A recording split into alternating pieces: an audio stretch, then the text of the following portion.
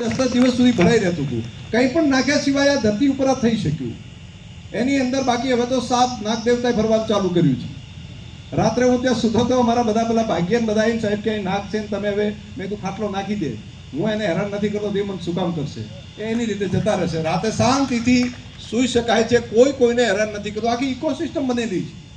પંખીઓ છે એ ખાવા માટે આવે છે નાના નાના જીવજંતુને ખાવાનો ખોરાક એ છે, એ ત્યાં આઘાર કરીને જાય છે. એની અંદર કેટલાક એવા તત્વો છે એના આઘારમાં કે જે ધરતીને જુએ છે બધું મળે છે.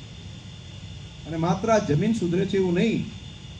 ડૉક્ટર સાહેબ, માણસ શરીરની અંદર ફૂડ સપ્લિમેન્ટરી જે અત્યારે આપણે લઈએ છીએ, વિટામિન B12 ઘટી ગયું, વિટામિન C ઘટી ગયું, તો બધા કહે છે ગોળી લ્યો, ડી લ્યો, D3 ઘટી ગયું.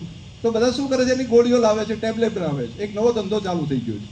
આ બધું આ ધરતીની અંદર હતું. ધરતીમાંથી નાશ પામ્યું એટલે વનસ્પતિમાં ન ગયું, ખેતીના પાકમાં ન ગયું, અને એટલે માણસમાં ના આવ્યું. પહેલાના સમયની અંદર અને ફરી પાછું આપણે જીવન કરી શકાય. આ આખી ઇકોસિસ્ટમ જ બનેલું. એક મોસંબી ખાતા તો વિટામિન C જેટલું મળતું આજથી 20 વર્ષ પહેલાં, 200 વર્ષ પહેલાં, આજે એવી 20 મોસંબી ખાવ તો પણ એમાંથી નથી મળતું વિટામિન C. કારણ શું? ધરતીનો જે રસકસ હતો, સત્વ હતું, જતું રહ્યું. ધરતીમાં બધું હતું. પહેલાં આપણે એવું સાંભળતા કે એક જણો આવીને 2 કોથળા બગલમાં લઈ અને ગાડા ઉપર મૂકી દેતા. આવું આપણે સાંભળ્યું છે. બહુ જૂની વાત હતી, 50 વર્ષ પહેલાંનું. તો ક્યાંથી આવતી હતી તાકાત? એ ધરતીમાંથી આવતી, એ માટીમાંથી આવતી. એ માટીમાં સત્વો હતા એટલે વનસ્પતિમાં આવતા, એમાંથી માણસ શરીરમાં આવતા. એ બધા સત્વો નાશ પામ્યા. પેટ તો ભરાવા માંડ્યું, પણ તાકાત જતી રહી, શક્તિ જતી રહી. અને હું જે વાત કરું છું એ લેબમાં ચેક કર્યા પછીની વાત કરું છું. આડેધડ નથી કહેતો, એક ચેક કર્યા પછીની વાત છે. અને ભારતની સૌથી સારી જમીન માટેની લેબ, માત્ર ભારતની નહીં, દુનિયાની જે 5 લેબો છે એમાંની એક લેબ, સોઇલ જીવંત ચેક કરવાની લેબ આપણે ત્યાં છે, આપણા થરાદમાં છે, આપણે ઊભી કરી છે. વિદેશમાં 50,000 રૂપિયાના સેમ્પલ ટેસ્ટ કરાવે ત્યારે ખબર પડે છે. આપણે એને ખેડૂતને 200 રૂપિયામાં તૈયાર કરીને આપીએ છીએ. જમીનની અંદર જમીનની જીવંતતા કેટલી છે, એમાં શું ચેક કરી શકાય, આ એના રિપોર્ટ ઉપરથી હું કહું છું તમને બધાને. રસ્તો એક માત્ર છે આ.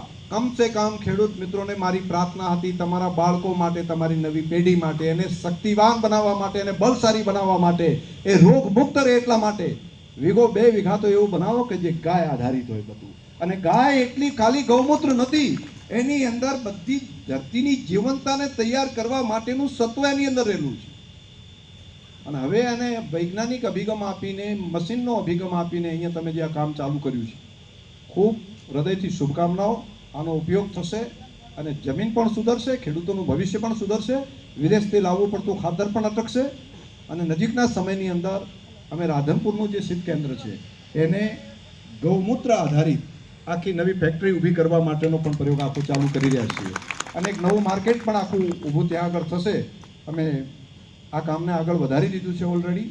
અને અહીંયા શ્યામજી અને એમની પૂરી ટીમને હું અભિનંદન આપીને સાથે કહીશ કે કંઈ પણ અમારો સહયોગની જરૂર પડે તમે કહેજો.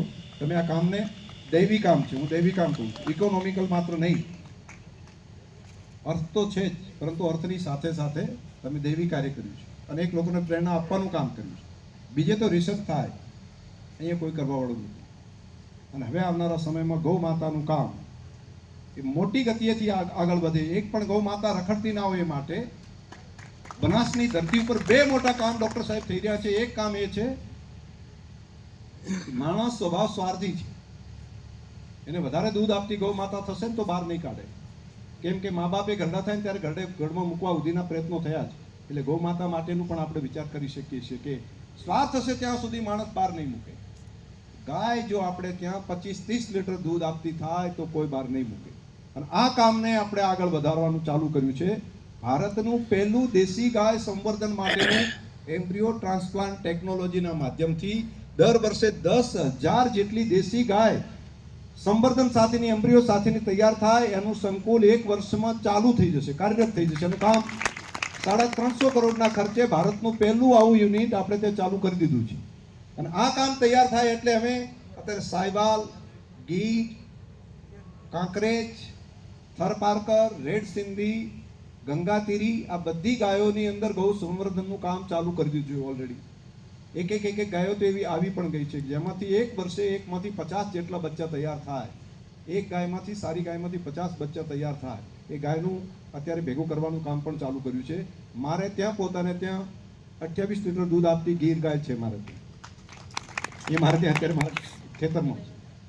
કાંકરેજ ગાય પણ અત્યારે 24 થી 26 લીટર દૂધ આપતી કાંકરેજ ગાય પણ છે. અને આખી ગાયની એક ગૌ સંવર્ધનનું કામ એટલા મોટા પ્રમાણમાં કરીએ કે કોઈએ પણ ગાયને રખડતી ન મૂકે. અને બીજું કામ 50% આખલા હોય છે અને 50% ગૌ થાય છે. તો સોર્ટેડ સિમેન્ટ ડોઝ જે બાકી ઘરે જે છે અને જે ડોઝ મુકાવે છે તો એની અંદર ઘણી વખત વાસડો આવે છે તો પછી વાસડાને ફરતા મૂકે છે નંદી મહારાજને બહાર. તો એવું ના થાય એટલા માટે કરીને સોર્ટેડ સિમેન્ટ ડોઝ અત્યાર સુધીમાં અમેરિકાની એક કંપની પાસેનો પેટન્ટ હતો. 2,5-3 હજાર જેટલા રૂપિયા એક ડોઝના લેતા હતા. એનડીડીબી અને બનાસ ડેરીએ ભેગા થઈને મશીન ડેવલપ કર્યું છે. માત્ર 150 થી 200 રૂપિયામાં તૈયાર થઈ જશે. કામ એનું ચાલુ થઈ ગયું છે. એટલે હવેથી કરીને ડોઝ જે મુકાવશે એમાં માત્ર ગાય જ આવે તો પછી રખડતા વાસડા માટેની જે સમસ્યા છે એ માત્ર 10% જ રહે. 10% અંદર વાસડા આવશે ને 90% વાસળી આવશે. તો આના કારણે પણ બહુ મોટું કામ એક આપણે ત્યાં થશે. તો આ બે કામ અમે નાનકડો એક પ્રયત્ન ડેરીના માધ્યમથી પણ કરી રહ્યા છીએ.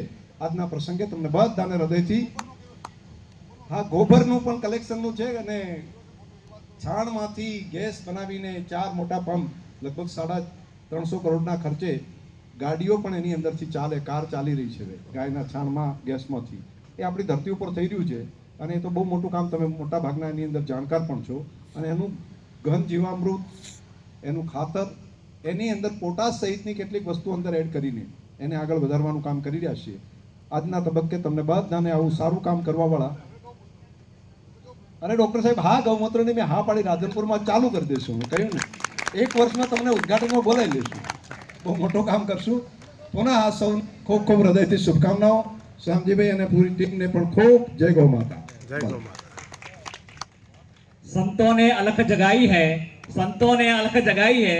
हम घर घर गाय पलवाएंगे और मिला साथ आपका तो हम कसाई को भी गौ भक्त बनाएंगे. बोला गौ माता की જય હો. હા, બાકી બધા આપણે બેસી રહેશું.